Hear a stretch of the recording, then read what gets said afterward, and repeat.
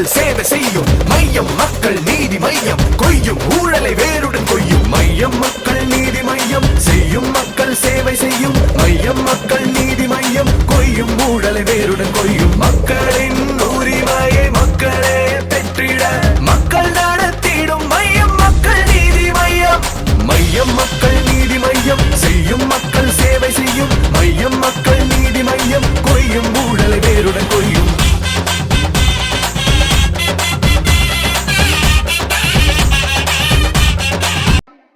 இன்னைக்கு போனா இன்னைக்கு கூட நாங்க எங்களுக்கு நிறைய நோட்டு தரதுக்கு நிறைய கட்சிகள் இருக்காங்க. ஆனா போனோம்னா மையம் என்று ஒண்ணு தொடங்கணும் இல்லையா?